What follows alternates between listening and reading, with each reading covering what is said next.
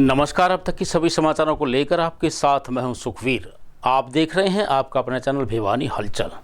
सबसे पहले एक नजर आज की न्यूज हेडलाइंस पर। एक पौधा मां के नाम अभियान के तहत भिवानी में लगेंगे 10,000 पौधे। सामाजिक संस्थाओं के सहयोग से 2 नेत्रहीन बंधे प्रणव सूत्र में।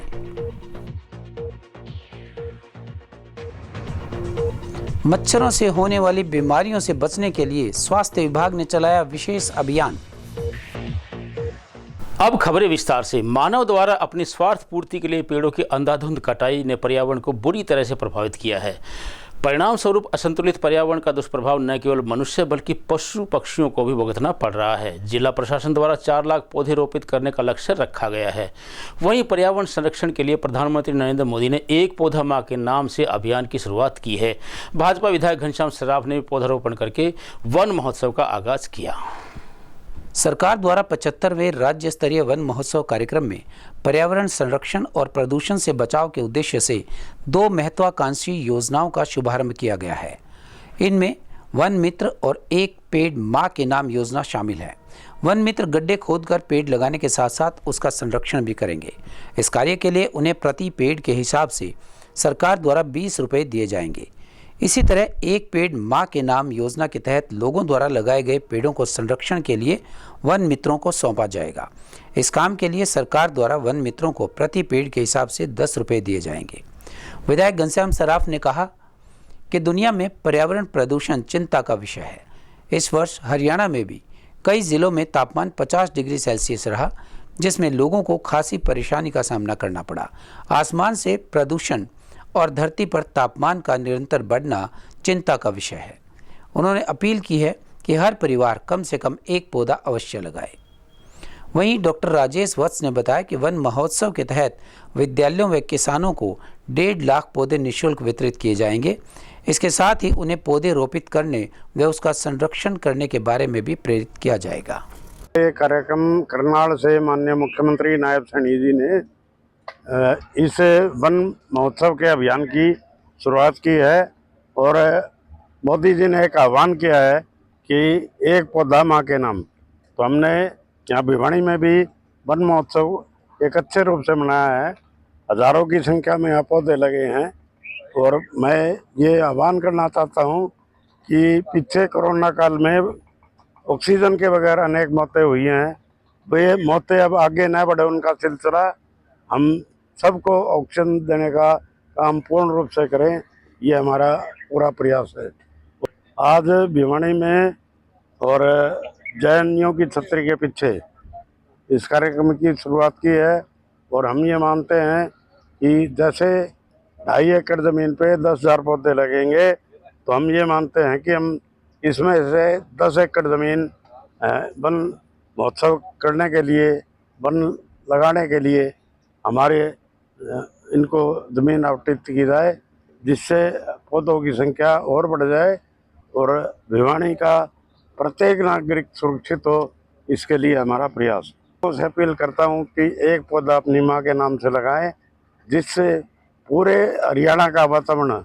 देखिए, ये सरकार की मुहिम है और हमारा पौधारोपण सीजन शुरू हो गया है। इस कड़ी में आज हमने यहाँ 10,000 पौधे हमारे माननीय विधायक जी के हाथों से शुरुआत करवाई है और ये हमारा कार्य कोशिश करेंगे आज शाम तक संपन्न हो जाए, नहीं कल दोपहर तक संपन्न हो जाएगा। ज़िले के अंदर लगभग हमारे यहाँ 4 लाख पौधे लगेंगे, उसमें से 2 लाख पौधे जो हैं वो किसानों के खेतों में लगेंगे और इसके अलावा जो पंचायत की ज़मीनें हैं, स्कूल हैं, कॉलेजेज हैं, यूनिवर्सिटी हैं, हॉस्पिटल्स हैं, सरकारी संस्थान हैं दूसरे, उनमें हम ये पौधे लगाएंगे। देखिए, बड़े पौधे लगभग हमने 2 लाख पौधों का लक्ष्य रखा है। इसके अतिरिक्त बाकी जो पौधे हैं वो छोटे पौधे लगेंगे और हम विद्यालयों में भी और आम किसानों के लिए भी मुफ्त में भी पौधे वितरित कर रहे हैं। वो काम शुरू हो चुका है। इसमें इस कड़ी में लगभग हम 1.5 लाख जो पौधे हैं वो दृष्टिबाधित दिव्यांग सशक्तिकरण संस्था द्वारा नेत्रहीन विवाह उत्सव का आयोजन करके 2 नेत्रहीनों को परिणय सूत्र में बांधा गया। संस्था के संचालक लालचंद यादव ने कहा कि उनकी संस्था द्वारा अनेक दृष्टिहीन युवक युवतियों की शादियां करवाकर उन्हें रोजगार भी उपलब्ध करवाया गया है। दृष्टिबाधित दिव्यांग सशक्तिकरण संस्था द्वारा नेत्रहीन विवाह उत्सव में बोलते हुए दृष्टिहीन लोगों को शिक्षा दीक्षा दे रहे एवं दृष्टिबाधित दिव्यांग सशक्तिकरण संस्था के संचालक लालचंद यादव ने कहा कि इस विद्यालय के माध्यम से अब तक काफ़ी शादियां करवा चुके हैं तथा दृष्टिहीनों को रोजगार भी उपलब्ध करवा रहे हैं। विवाह उत्सव में सभी व्यवस्थाएं की गई। उन्होंने कहा कि उनके पास उनका अपना भवन नहीं है, वह किराए पर दृष्टिहीनों के लिए इस प्रकार की सेवाएं जारी रखे हुए हैं। यदि सरकार व प्रशासन या नगर परिषद उनको एक ज़मीन का टुकड़ा उपलब्ध करवा दे तो वे दृष्टिहीनों के लिए अच्छा शिक्षण संस्थान चला सकते हैं। वहीं दृष्टिहीन भूपेंद्र और बिमला ने कहा कि आज उनकी शादी हुई है जिससे वे काफ़ी खुश हैं। उन्होंने कहा कि उन्होंने बिना दहेज की शादी की है। दहेज न तो लेना चाहिए और न ही देना चाहिए। यह समाज के लिए सबसे छोटी बात है, इसीलिए हमें इस बुराई से सदैव दूर रहना चाहिए। कितनी खुशी है, आज शादी हुई है, आप एक आज प्रणव सूत्र में बंधे हैं, क्या मैसेज देंगे? बहुत खुशी है, थोड़ी खुशी है जी। भूपेंद्र, बहुत खुशी है मेरे को, सारे परिवार खुश, बेटियों के लिए, महिलाओं के लिए, तो जी सभी के लिए मैं ये चाहता हूँ अपना जब जैसे भी मेरे को मिले मैं इसको दोनों का हमारा जीवन सफल हो जाए। नहीं, ये गलत बात है कि जो भी ये कर रहे हैं, ना तो लेना चाहिए ना देना चाहिए। तो दहेज नहीं लेना चाहिए, नहीं देना चाहिए। नहीं, लड़की दे दी तो सब कुछ दे दिया। क्या मैसेज देना चाहिए? थोड़ा सा पहले संस्था के बारे में बता दूं। हाँ, निश्चित रूप मैं संस्था के बारे में बता दूं। पहले दृष्टिबाधित दिव्यांग सशक्तिकरण संस्था ये तीसरी शादी कर रहा है। इससे पहले 2 शादियां हम 2022 में। सर, मुझे बहुत खुशी है, मेरी शादी में बहुत खुशी है। मैं आप लोग का आशीर्वाद है, मैं खुशी हूँ। बोले तो शादी में बहुत लोग आए हैं, सबको हमारी प्रणाम है, हमारे आशीर्वाद जो है सबको हमारे प्रणाम है। हमारे दूल्हे आए हैं, सबको प्रणाम है। तो आज समाज के लोग आपको आशीर्वाद देने पहुँचे हैं, कितनी खुशी है। समाज के लोग भी आशीर्वाद देने पहुँचे हैं, सबको प्रणाम है मेरे तरफ से। मुझे बहुत खुशी है इस शादी में। प्रमुख लोग इस कार्यक्रम में आ रहे हैं और जो बच्चे हैं दृष्टिबाधित उनको एक युगल के रूप में हम यहाँ से विदा करेंगे, क्योंकि ऐसे बच्चे जो आगे चल के इनमें एक गुण ज़्यादा होता है, जो गुण के माध्यम से ये बच्चे अपना विकास करते हैं और समाज को भी एक दिशा देने का काम करते हैं। इनका समन्वय एक बहुत बड़ी क्रांति को लाने जा रहा है। इसके लिए कन्यादान के माध्यम से या इनका खाने के माध्यम से, पूरी शादी करने के माध्यम से, जिस प्रकार से हमारे लोग लगे हैं, मैं उन सबका हृदय से आभार करता हूं और जो लोग इस कार्यक्रम में पधारे हैं उनका मान सम्मान। पहले संस्था के बारे में बता दूं। हाँ, निश्चित रूप मैं संस्था के बारे में बता दूं। पहले दृष्टिबाधित दिव्यांग सशक्तिकरण संस्था ये तीसरी शादी कर रहा है। इस हम 2022 में कर चुके हैं।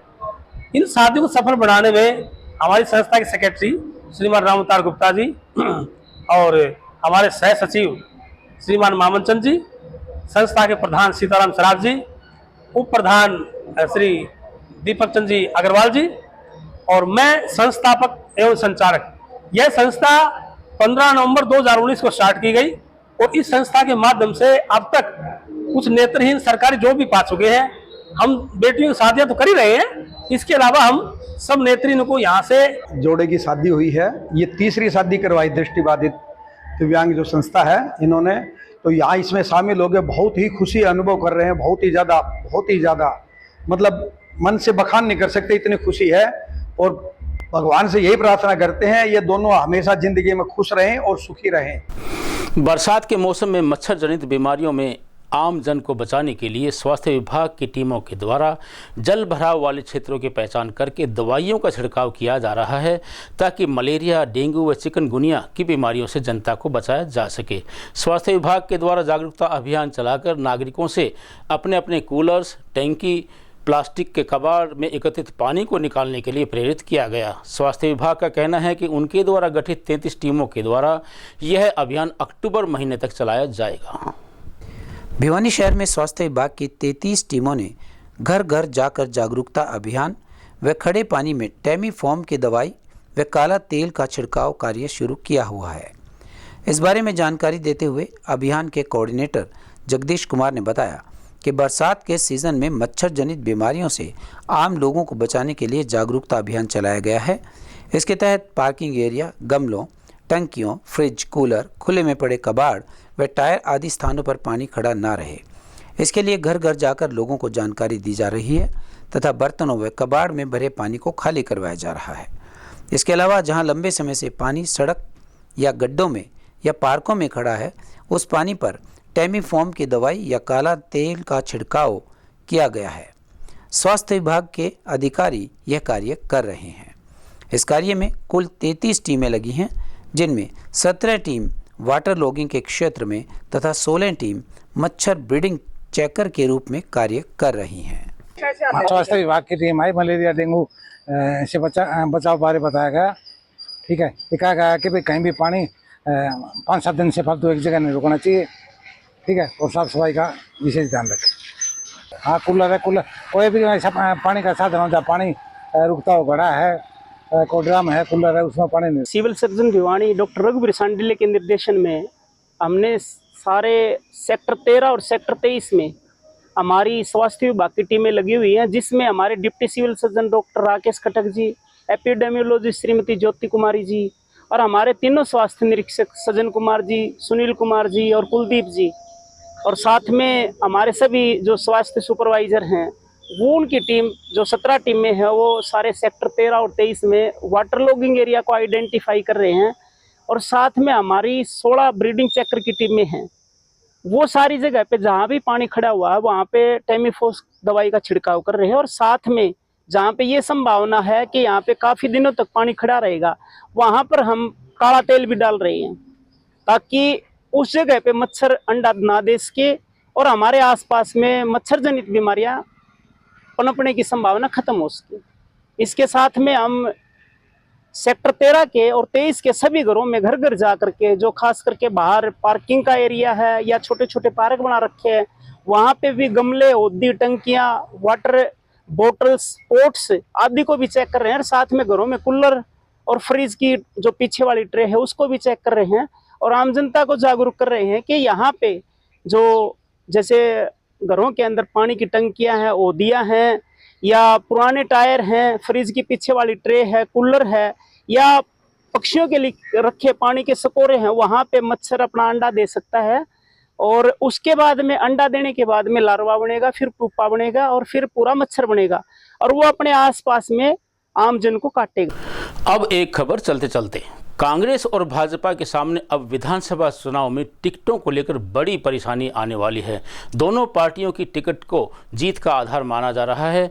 भाजपा की बजाय यह समस्या कांग्रेस में अधिक है। कांग्रेस की टिकट लेने के लिए हर विधानसभा क्षेत्र से 10 से अधिक टिकटार्थी लाइन में हैं। कांग्रेस के शीर्ष नेता अभी स्पष्ट इशारा भी नहीं कर रहे हैं तो सभी टिकटार्थी मान रहे हैं कि टिकट उसी को मिलेगी। राजनीति में ऐसी स्थिति को शुभ नहीं माना जाता, क्योंकि एक क्षेत्र से एक नेता को ही टिकट मिलेगी, तो जो लोग अभी से टिकट की आस पाले बैठे हैं वे चुनाव के समय पार्टी के लिए सिरदर्द बन जाएंगे। टिकट न मिलने वाले नेता या तो पार्टी प्रत्याशी का विरोध करेंगे या फिर दल बदलेंगे। ये दोनों स्थिति हर पार्टी के लिए अप्रिय रहेगी। जहां तक दल बदल का सवाल है तो भाजपा और जेजेपी दोनों ही इसका लाभ उठाना चाहेंगे। विधानसभा के 2019 के चुनाव में भी ऐसा ही हुआ था। जेजेपी ने अधिकांश टिकट बाहरी नेताओं को दी थी जिनको अपनी पार्टी में टिकट नहीं मिली थी, और जो अपने क्षेत्र के प्रभावी चेहरे थे उन्हीं के दम पर जेजेपी 10 सीटें लेकर किंग मेकर बन गई थी। निसंदेह जैसा कि अभी से सिस्टम दिखाई दे रहा है, टिकट वितरण के समय कांग्रेस और भाजपा में भगदड़ मचेगी। भाजपा सत्तासीन पार्टी है तो कांग्रेस का लोकसभा में बढ़ा वोट प्रतिशत आकर्षण है। दूसरी ओर इनेलो और जेजेपी और आप 90 विधानसभा क्षेत्रों में जिताऊ चेहरे तलाश रही है। इनेलो, जेजेपी और आपके पास चेहरों का अभाव है। इन तीनों पार्टियों की नज़र अब कांग्रेस और भाजपा के बागियों पर रहेगी। अभय चौटाला ने तो हिसार में उन नेताओं को ऑफर भी दे दिए हैं जो कांग्रेस और भाजपा से असंतुष्ट है। दूसरी ओर कांग्रेस ने अभी से यह पेशकश शुरू कर दी है कि जिन लोगों को टिकट नहीं मिलेगी, कांग्रेस की सरकार आने पर उनका पूरा ख्याल रखा जाएगा। और अंत में फिर से एक नज़र आज की न्यूज़ हेडलाइंस पर। एक पौधा मां के नाम अभियान के तहत भिवानी में लगेंगे 10,000 पौधे।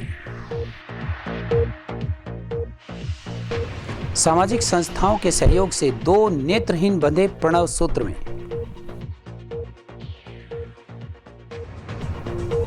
मच्छरों से होने वाली बीमारियों से बचने के लिए स्वास्थ्य विभाग ने चलाया विशेष अभियान। अब मुझे दीजिए इजाजत। देखते रहिए आपका अपना चैनल भिवानी हलचल।